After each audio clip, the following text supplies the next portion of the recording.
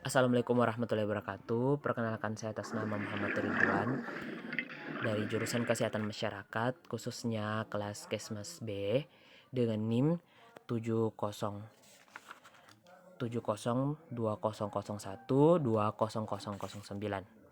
Baik, di sini sedikit saya akan menjelaskan dan memberikan pengetahuan yang mungkin belum bisa atau belum didapat oleh di luar sana. Di sini saya menjelaskan bagian-bagian dan fungsi masing-masing sel.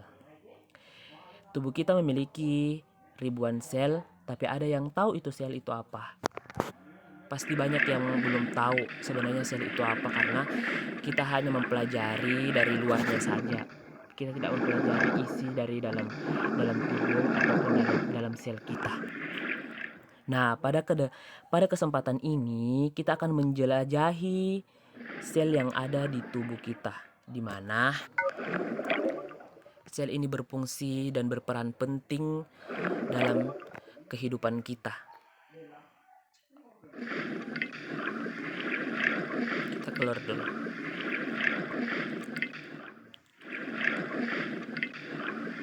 Ya, saya akan jelaskan sedikit tentang sel. Sel merupakan unit terkecil yang ada di tubuh kita. Kita tidak bisa melihat karena sel ini memiliki ribuan di tubuh kita yang berperan sebagai penyusun berbagai jaringan yang ada di tubuh manusia.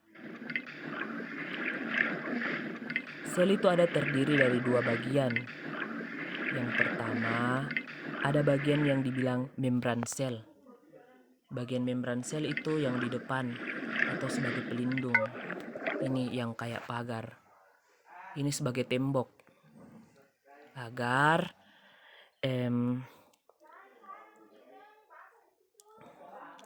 di mana membran sel ini membatasi sel dari lingkungan sekitarnya. Jadi ini adalah pembatas dari lingkungan-lingkungan sekitarnya. Ini dibilang membran sel. Ya. Atau adapun yang kedua ada dibilang sitoplasma, yang tersusun dari sitoson yang berbentuk sel yang memenuhi isi sel. Ini berbentuk gel dia memenuhi dari isi selnya, memenuhi dari inti sel, berbentuk gel. Ini bagian-bagiannya. Lanjut kita ke intinya. Ini disebut dengan nukleus. Nukleus merupakan organ sel yang menyimpan DNA genetik yang berbentuk kromosom. Nih bagian-bagiannya. Jika kita masuk di dalam lagi, maka kita akan menemukan berbagai macam.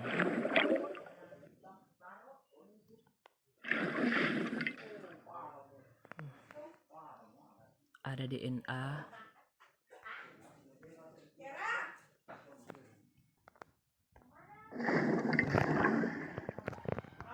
nukleus juga memiliki komponen antara lain. Komponen-komponennya nukleus itu ada nukleus, membran nukleus, dan porus nukleus. Nukleus itu bagiannya. Nukleus. Kalau membran nukleus yang di depan atau jadi sebagai pembatas dari nukleus yang bagiannya.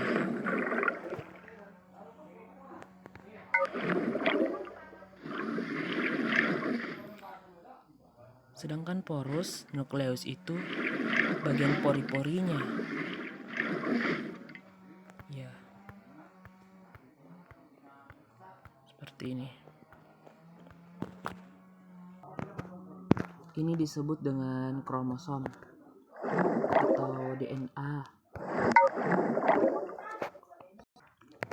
Adapun yang dikatakan proses transkripsi merupakan suatu proses yang terjadi dari nukleus pada DNA yang dikopi dan ditulis kembali menjadi mRNA dan dibawa menuju ribosom. Tahu ribosom? Setelah proteinnya tadi akan menjadi atau akan digantikan atau dikopi kembali menjadi mRNA yang akan dibawa menuju ribosom. Setelah menuju ribosom sendiri berfungsi untuk memproduksi protein yang diambil dari mRNA yang berasal dari nukleus. Kalau kita mau tahu, ada dua macam ribosom itu.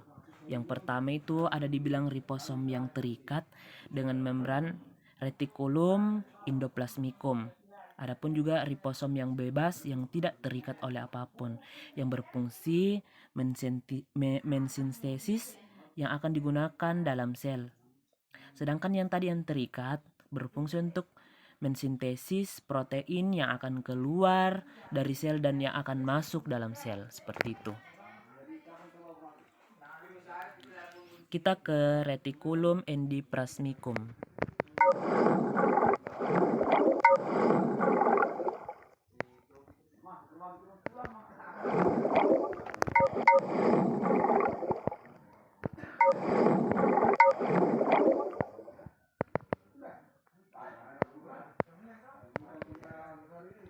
Ini disebut dengan endoplasmikum reticulum atau reticulum endoplasmikum.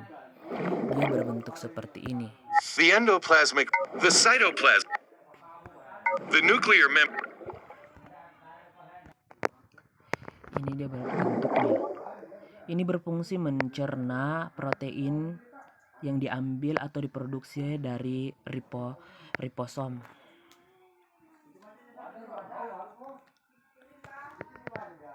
Setelah menuju dari retikulum endoplasmikum, kita menuju ke Golgi apparatus. Setelah dari retikulum endoplasmikum yang sudah dicerna tadi proteinnya, kita menuju ke retikulum Golgionis, yang dimana tadi protein yang telah dibawa oleh endoplasmikum yang ditransfer ke aparatus Golgionis, di mana di sini dijadikan sebagai pengiriman barang atau pengiriman yang tadi. Di sini dijadikan sebagai pengiriman barang, di mana nantinya di sini dibagi bagaimana caranya dibagi lagi pembagiannya untuk pengiriman selanjutnya, seperti itu. Dia bentuknya seperti ini.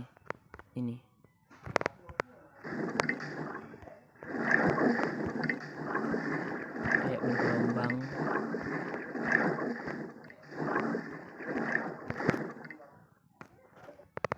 Setelah dari Golgi apparatus,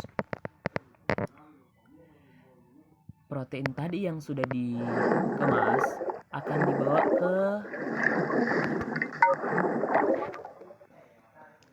irosom.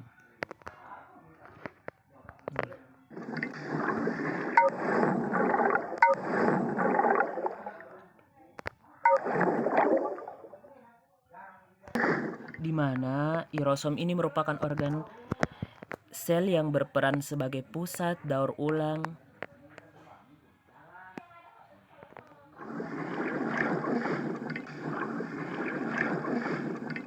yang nantinya di sini berperan akan bertemu langsung dengan bakteri, enzim, yang dimana apa yang masuk di dalam tubuh kita akan bertemu dengan itu dan bagaimana cara melawannya.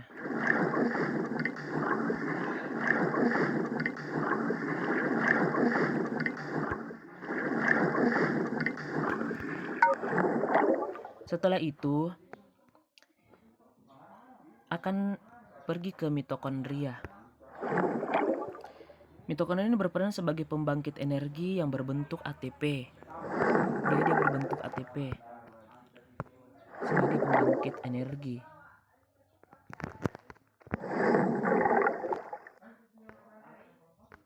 Bentuknya seperti ini.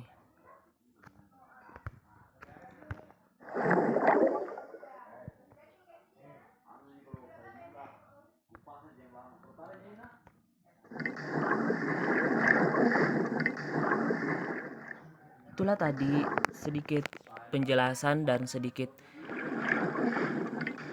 ilmu yang bisa saya sampaikan kepada kalian semua.